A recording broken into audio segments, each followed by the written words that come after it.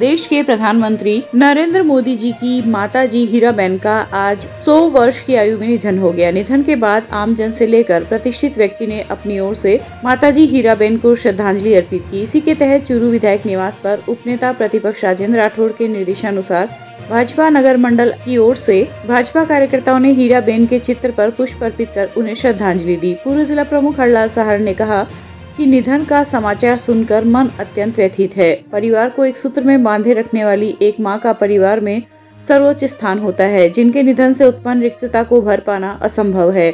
उनका त्यागपूर्ण तपस्वी जीवन सदैव हमारी स्मृतियों में रहेगा। इस दौरान प्रधान दीपचंद राहड़, नगर परिषद प्रतिपक्ष नेता विमला गढ़वाल, पूर्व जिला अध्यक्ष बसंत शर्मा आदि उपस्थित रहे। देश के प्रधानमंत्री श्री नरेंद्र जी मोदी जी की माता जी का कल रात को देहांत हो गया। इस संबंध में हमारे भारतीय जनता पार्टी कार्यकर्ताओं ने एक श्रद्धांजलि सभा राजेंद्र राठौड़ साहब के निवास स्थान पर रखी है। सभी कार्यकर्ताओं को श्रद्धांजलि दी है, उनको नमन किया है। और इस मौके पर मैं कहना चाहूँगा कि देश के मात्र एक ये प्रधानमंत्री हैं जिन्होंने जिनके माता जी के रहते हुए उन्होंने एकमात्र प्रधानमंत्री जिनकी माता जी के सामने वो प्रधानमंत्री रहे हैं। प्रदेश की कांग्रेस सरकार के नेताओं की आपसी खींचतान व छींटाकशी से विकास का पहिया विगत 4 वर्षों से रुका हुआ है। राज्य के कांग्रेस नेता पॉलिटिकल ड्रामा करते हुए एक दूसरे पर आरोप प्रत्यारोप कर रहे हैं और लोकतंत्र की सारी मर्यादाएं तार-तार हो गई है। 2 घड़ों में बटी राज्य की कांग्रेस सरकार की आपसी खींचतान से जनता पूर्णतया ऊब चुकी है। उक्त विचार केंद्रीय राज्य मंत्री अर्जुन राम मेघवाल ने आज बतौर मुख्य अतिथि रतनगढ़ विधानसभा क्षेत्र की जन आक्रोश महासभा में व्यक्त किए। मेघवाल ने कहा कि राज्य सरकार केंद्र सरकार की जन कल्याणकारी योजनाओं के नाम बदलकर वाहवाही लूटने का नाकाम प्रयास कर रही है। प्रदेश में चारों तरफ दलित उत्पीड़न, महिला अत्याचार, चोरी, डकैती व हत्या से जंगल राज व कुशासन का साम्राज्य बना हुआ है। सांसद राहुल कस्वां ने सभा को संबोधित करते हुए कहा कि केंद्र सरकार की लोक कल्याणकारी योजनाओं का सीधा फायदा आम जन तक पहुंच रहा है। उन्होंने केंद्र की उपलब्धियां बताते हुए प्रदेश में आगामी विधानसभा चुनाव में डबल इंजन की सरकार बनाने का आह्वान किया। इस अवसर पर महासभा के मुख्य वक्ता चित्तौड़गढ़ विधायक चंद्रभान सिंह आक्या, विधायक अभिनेश महर्षि, वरिष्ठ नेता पंकज गुप्ता सहित अनेक नेता उपस्थित थे। और इसके कारण इन्होंने क्या किया, इस सरकार को हटाना इसलिए जरूरी है। प्रधानमंत्री आवास कितनी सुंदर योजना, वो कह रहे हमारे जमाने में भी योजना थी। क्या थी? इंदिरा आवास। एक गांव में टारगेट 2 या 3, 4, इससे ज्यादा आता नहीं था। पैसा 40-43 हजार 3 किस्तों में मिलता नहीं था, झगड़ा हो जाता था। अब पैसा भी 1.5 लाख और एक गांव में टारगेट भी 100 से ज्यादा है कम से कम। कोई 200 भी है, कई जगह 300 भी है या नहीं है? जब बीजेपी का शासन था तब तो बनते थे। जैसे ही अशोक गहलोत आए, बोला प्रधानमंत्री आवास योजना के ब्रेक लगाओ, तो ब्रेक लगा दिया। और ब्रेक लगा के काम पीएम आवास प्लस कर रहे हैं, जांच कर रहे हैं। चूरू नगर परिषद सभापति पायल सैनी ने आज वार्ड संख्या 17 में नवनिर्मित व निर्माणाधीन सड़क निरीक्षण किया। सभापति सैनी ने कहा कि जब विकास की बात आती है तो कांग्रेस सरकार का नाम सबसे पहले आता है। जब से देश आजाद हुआ है तब से कांग्रेस ने विकास कार्यों को प्राथमिकता से किया है। आगे भविष्य में कांग्रेस की सरकार आएगी तो विकास की गंगा ऐसे ही बहेगी। उन्होंने कहा कि मुख्यमंत्री बजट घोषणा के तहत नगर परिषद द्वारा वार्डों में सड़कें बनाने का काम किया जा रहा है। वार्ड नंबर 17 में 2 नवनिर्मित 19 लाख की लागत से सीसी सड़क बन चुकी है। वहीं इसी वार्ड में 10 लाख की लागत से सीसी सड़क का कार्य प्रगति पर है। इस दौरान मनोनीत पार्षद संजय भाटी, कुलदीप तंवर, गोकुल शर्मा आदि उपस्थित थे। चूरू नगर परिषद के वार्ड नंबर 17 में नगर परिषद द्वारा नवनिर्मित सड़कों का आज जो है निरीक्षण किया गया है। साथ ही के अंदर मुख्यमंत्री बजट घोषणा के तहत जो सड़कें हमने जो पास की थी, उन सड़कों का भी निर्माण कार्य जो है वो चालू हो चुका है। उन सड़कों का भी साथ ही में निरीक्षण किया गया है। वार्ड नंबर 17 में करीब जो है 3 सड़कें का आज निरीक्षण किया कि जो करीब 13 लाख, 6 लाख व 10 लाख की लागत से बनाई जा रही है, जिनमें से 2 सड़कें जो हैं वो बनकर तैयार हो चुकी है। वार्ड वासियों में काफ़ी उत्साह देखने को मिल रहा है और सभी के जो चेहरे हैं वो खुशी से खिले हुए हैं। करीब 30 साल बाद में ये सड़कें जो है आज इन वार्ड वासियों के घरों के आगे बढ़ी हैं और इनकी खुशी देखते ही आज वास्तव में दिल जो है वो भावविभोर हो उठा।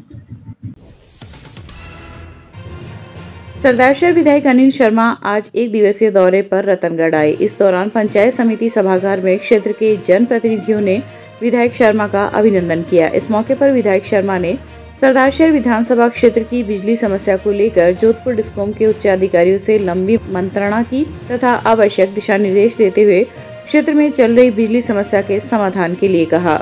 शर्मा ने सूचीबद्ध तरीके से विधानसभा क्षेत्र के बिजली समस्या से अधिकारियों को अवगत कराते हुए समस्या के समाधान के लिए लंबी चर्चा की, जिस पर अधिकारियों ने जनवरी-फरवरी माह तक बिजली की समस्या का समाधान करने का आश्वासन दिया। इस अवसर पर एमडी के टीए एमएल भिंडा, एसी चूरू के कसवा, सीनियर एओ चूरू एमएल मांझू आदि उपस्थित थे। अधिकारियों की बैठक के बाद शर्मा ने अभिनंदन समारोह को संबोधित करते हुए हुडैरा से बाढ़ा की ढाणी तक 33 करोड़ से बनने वाली सड़क के निर्माण प्रगति की रिपोर्ट ली।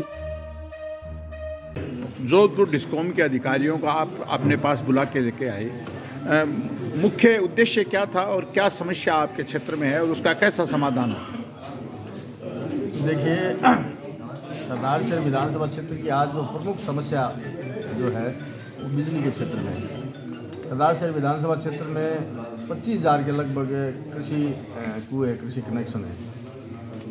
तो लोड की दृष्टि से एक तरफ चूरू जिले में 5 विधानसभा क्षेत्र और एक तरफ पूरा सरदारशहर विधानसभा क्षेत्र, तो बहुत संख्या की दृष्टि से कनेक्शन जिले में ज़्यादा हो सकते हैं, लेकिन लोड की दृष्टि से सरदारशहर विधानसभा क्षेत्र में लोड ज़्यादा है। और आने वाले मार्च तक 2-3 महीने में 4-4.5 हज़ार कनेक्शन और दिए जाएंगे, तो निश्चित रूप से स्थिति और विकट होने वाली है।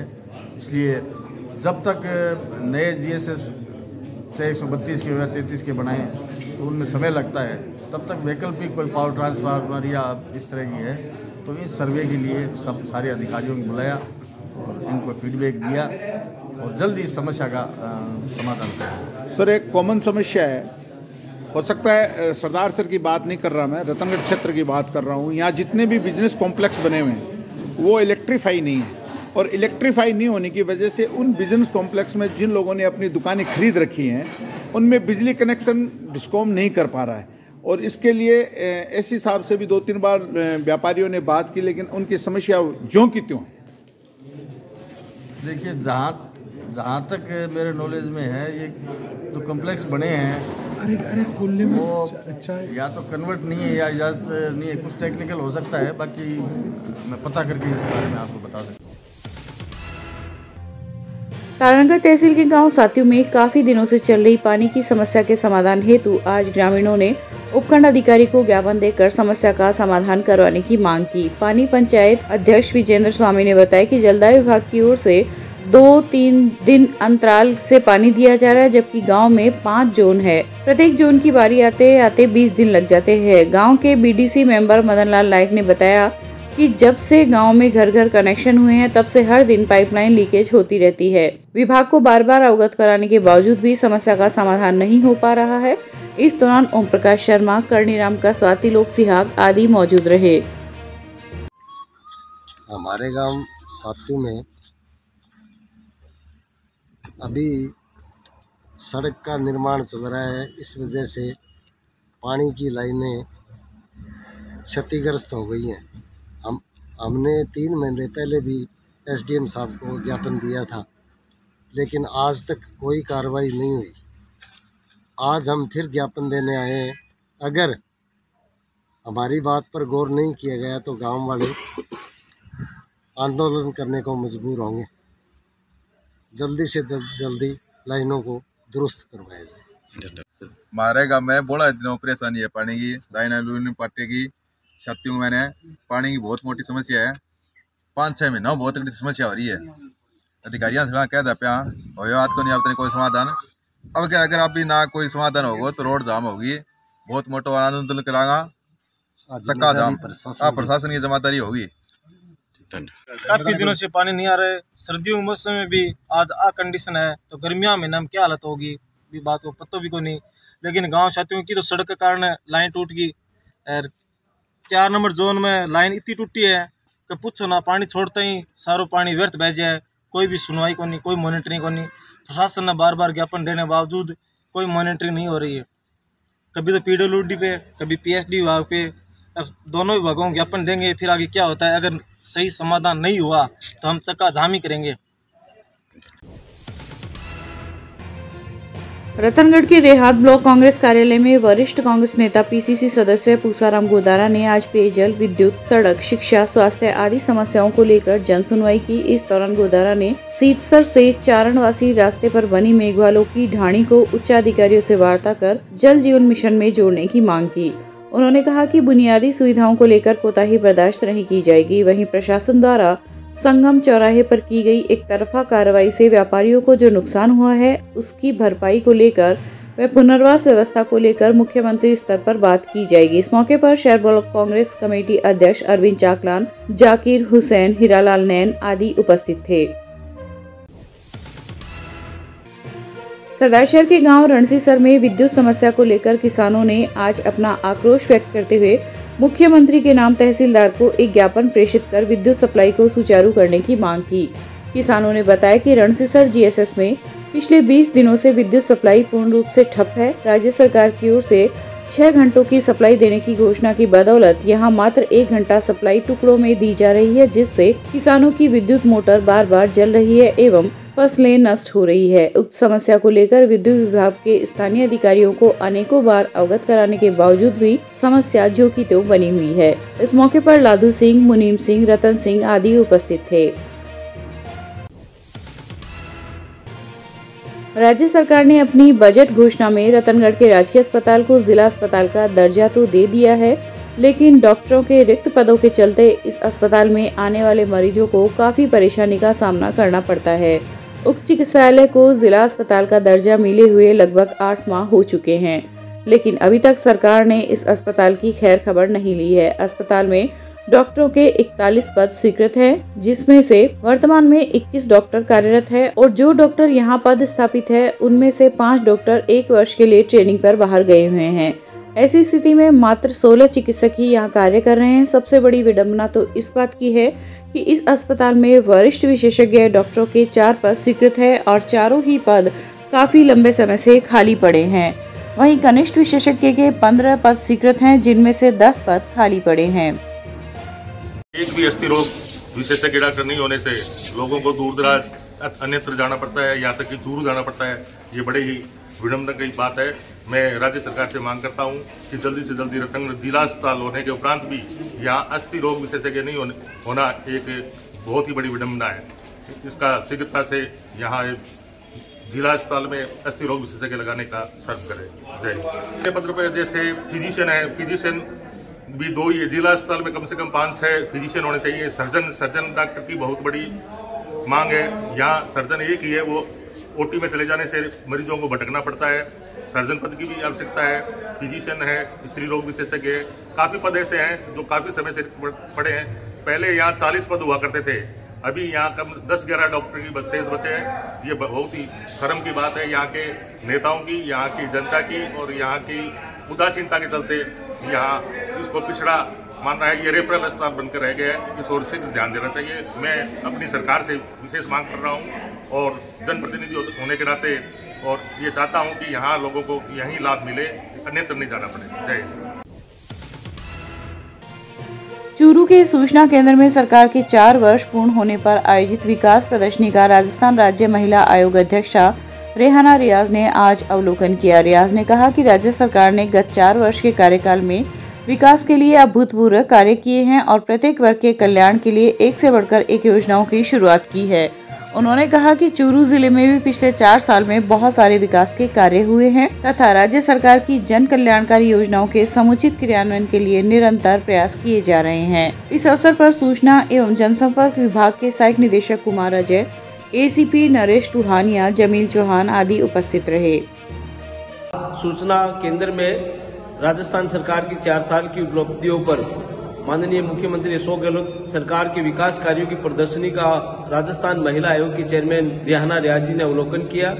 सारे चित्र के माध्यम से सारे दृश्यों को देखा उन्होंने और सरकार की एक से बढ़कर एक योजनाओं को उन्होंने अपनी आंखों से गहराई से देखते हुए सरकार की इस जो जन कल्याणकारी योजनाएं जनहित में जारी की गई है उनको उन्होंने सराहा है और राजस्थान सरकार द्वारा जो प्रयास किए जा रहे हैं आम जन के लिए ये महत्वपूर्ण और कई मामलों में उन्होंने कार्यकर्ताओं को भी सुझाव दिए कि सरकार की योजनाओं का प्रचार प्रसार करें और सरकार की उपलब्धियों का उन्होंने जन जन तक पहुंचाने का आह्वान किया है। रतनगढ़ के संगम चौराहा संघर्ष समिति के संयुक्त तत्वाधान में व्यापारियों ने आज 5 सूत्री मांगों को लेकर पैदल जुलूस निकाला व मुख्यमंत्री के नाम तहसीलदार को एक ज्ञापन सौंपा। समिति अध्यक्ष अजय चौधरी व युवा कांग्रेस नेता रामवीर सिंह राइका के नेतृत्व में व्यापारियों ने अशोक स्तंभ से गढ़ परिसर तक पैदल जुलूस निकालकर मुख्यमंत्री के नाम तहसीलदार को ज्ञापन सौंपा।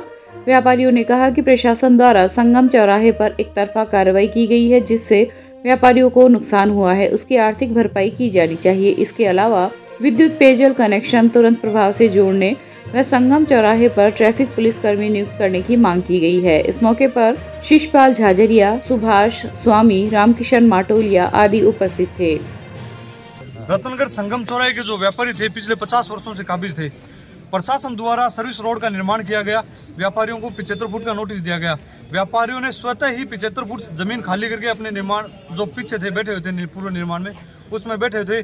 प्रशासन द्वारा व्यापारियों के साथ अचानक तोड़फोड़ की गई, व्यापारियों के साथ भयंकर नुकसान हुआ है और वर्तमान में भी प्रशासन ने व्यापारियों का पीछा नहीं छोड़ा है। बिजली विभाग व्यापारियों को इस हिसाब से परेशान कर रहा है कि जैसे व्यापारी नहीं होकर ये कोई उग्रवादी हो गए। इनकी हालत ये कर रखी है, इसलिए प्रशासन को चेताने आए कि कड़कड़ाती ठंड के अंदर जो व्यापारी धरने पे बैठे हैं उनको यदि कल कुछ हो गया तो उसका पूरा जवाबदार प्रशासन होगा और यदि जरूरत पड़ी तो हम चाहे हमें चक्का जाम करना पड़े, चाहे फिर व्यापारियों के साथ हम भूख हड़ताल पे बैठेंगे। व्यापारियों की हालत ये हो गई कि व्यापारी 4 दिनों से व्यापारियों के घर में चूल्हे नहीं चले, घरों के अंदर उनके खाने की व्यवस्था नहीं हो, बच्चे भूख से बिलबिला रहे हैं। उनको यदि कुछ हो गया तो पूर्णतः जवाबदारी प्रशासन होगी। हमारी ये प्रशासन से मांगे हैं कि जो व्यापारी बैठे हैं उनको परेशान नहीं करे। बिजली विभाग और डिपार्टमेंट के कहने से जो कनेक्शन विद्युत के और पानी के काटे गए उनको तुरंत प्रभाव से बहाल करे। यदि इन मांगों पे गौर नहीं किया गया तो हमें चाहे भूख हड़ताल पे बैठना पड़े, चक्का जाम करना पड़े, हम करेंगे। यूथ फॉर स्वराज के जिला संयोजक राजेश चौधरी के प्रतिनिधित्व में यूथ और स्वराज के कार्यकर्ताओं ने आज जिला कलेक्टर सिद्धार्थ सिन्हा के नाम तहसीलदार को एक ज्ञापन सौंपा। चौधरी ने बताया कि हर वर्ष की भांति इस वर्ष भी मकर संक्रांति के त्योहार पर पतंग उड़ाई जाएगी, लेकिन इसी के साथ चाइनीज धागे का व्यापार भी अवैध रूप से खुलेआम बाजारों में हो रहा है। हर साल इस चाइनीज धागे से लाखों पक्षी और हजारों की संख्या में राहगीर घायल होते हैं, कुछ की तो मृत्यु भी हो जाती है। प्रशासन छुटपुट कार्रवाई जरूर करता है लेकिन सख्त कार्रवाई नहीं करता है, जिसके कारण इस प्रकार की घटनाएं हर वर्ष होती है। इसलिए ज्ञापन के माध्यम से प्रशासन के द्वारा ठोस कार्रवाई करने की मांग की गई है। इस मौके पर सिकंदर सिंह, विजय सैनी, ललित चौहान आदि मौजूद रहे। हम यूथ फॉर स्वराज के कार्यकर्ता हैं और हम लोग जो आज पहुंचे हैं वो ये कि चाइनीज माजे की जो बिक्री है वो हर साल धड़ल्ले से होती है। प्रशासन छुटमुट कार्रवाई करता है लेकिन प्रशासन उसके ऊपर भी जो है आज तक जो सख्त कार्रवाई है वो नहीं हुई है। जो बाजार के व्यापारी हैं हम उनसे भी अनुरोध करते हैं कि चाइनीज माजे की जो बिक्री है वो आप बंद कर दें, क्योंकि इससे जो है आमजन को तो नुकसान हो ही रहा है, साथ में बेजुबान जो पशु पक्षी है उनको बहुत ज़्यादा नुकसान हो रहा है। कृपया करके ये जो आप हत्या कर रहे हैं इन्हें हम बंद करवाना चाहते हैं। हम प्रशासन से भी रिक्वेस्ट करते हैं कि भाई साहब आप लोग कार्रवाई करना शुरू कर दें और हम व्यापारियों से अनुरोध करते हैं कि भाई साहब आप जो ये चाइनीज मछली की जो बिक्री है आप इसे बंद कर दें। आपका नाम? राजेश चौधरी, जिला संयोजक यूथ फॉर स्वराज। रतनगढ़ के स्थानीय पौदार गेस्ट हाउस के प्रांगण में आज श्रद्धालु एकत्रित हुए तथा संत रतिनाथ महाराज को श्रद्धांजलि अर्पित की। इस दौरान गायक कलाकारों ने रतिनाथ महाराज जी के भजनों की प्रस्तुति दी तथा वक्ताओं ने उनके जीवन पर प्रकाश डाला। इस अवसर पर गिरधारी लाल खीचड़, भागीरथ सिंह राठौड़, अरविंद इंदौरिया सहित कई लोग उपस्थित थे। रतनगढ़ के सामाजिक कार्यकर्ता गौरव जोशी ने पार्षद रामकिशन माटोलिया की प्रेरणा से आज अपने 23वें जन्मदिवस पर जिला अस्पताल स्थित ब्लड बैंक में रक्तदान किया। पार्षद रामकिशन माटोलिया ने जोशी की इस पहल पर युवाओं को संदेश देते हुए कहा कि हमारे द्वारा किया गया रक्तदान कई जिंदगियों को बचाता है। युवाओं के इस पहल में योगदान देने से ब्लड बैंक में रक्त की कमी कभी नहीं हो पाएगी। इस अवसर पर भाजपा नेता अरविंद इंदौरिया, मदन लाल सैनी, हिमांशु मंगलहारा आदि उपस्थित रहे। रतनगढ़ की समाज सेवी संस्था दी यंग्स वेलफेयर सोसाइटी द्वारा चूरू जिला क्रिकेट संघ के तत्वाधान में सेठ सूरजमल जालान ट्रस्ट कोलकाता के सौजन्य से स्थानीय रघुनाथ विद्यालय के खेल मैदान पर आयोजित 36वीं सेठ मोहनलाल जालान मेमोरियल क्रिकेट प्रतियोगिता के छठे दिन आज चूरू अकेडमी और यंग स्टार क्लब ने अपने मुकाबले जीतकर प्रतियोगिता के फाइनल में प्रवेश कर लिया। आयोजन सचिव राकेश गहलोत ने बताया कि आज अलग अलग हुए मुकाबले में चूरू एकेडमी 31 रन से तो वहीं यंग स्टार क्लब ने 56 रन से मैच में जीत दर्ज कर प्रतियोगिता के फाइनल में प्रवेश कर लिया है। इस अवसर पर भाजपा जिलाध्यक्ष धर्मवीर पुजारी, जिला महामंत्री भास्कर शर्मा आदि उपस्थित रहे। चूरू के गांव भालेरी के पास आज अज्ञात वाहन की टक्कर से एक बुजुर्ग घायल हो गया। जानकारी के अनुसार बुजुर्ग भवानी माली भालेरी गांव के पास अपने खेत से चने की बुआई कर खाना खाने के लिए घर की तरफ जा रहा था कि तभी एक अज्ञात वाहन ने बुजुर्ग को पीछे से टक्कर मार दी। सूचना मिलते ही हाईवे एम्बुलेंस ने घटना स्थल पर पहुंचकर घायल को राजकीय भारतीय अस्पताल के आपातकालीन वार्ड में पहुंचाया, जहां पर उनका उपचार जारी है।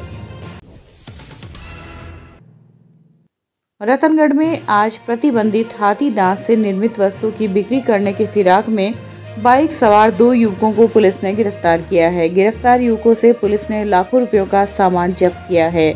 मामले के अनुसार वन्य जीव अपराध नियंत्रण ब्यूरो दिल्ली के इंस्पेक्टर देवेंद्र सिंह ने रतनगढ़ पुलिस को सूचना दी कि रतनगढ़ निवासी 2 युवक हाथी के दांत से निर्मित वस्तु की बिक्री करने के फिराक में हैं, जो प्रतिबंधित वस्तु है। इंस्पेक्टर देवेंद्र सिंह की सूचना पर रतनगढ़ पुलिस सक्रिय हुई तथा संगम चौराहे से दोनों युवकों को गिरफ्तार कर उनके कब्जे से लाखों रुपए का हाथी दांत से निर्मित विभिन्न प्रकार की वस्तुएं बरामद की है। सीआई सुभाष बिजारनिया ने बताया कि भारत में इन वस्तुओं की कीमत करीब 20 लाख रुपए है, जबकि विदेशों में इनकी कीमत करीब 40 लाख रुपए है।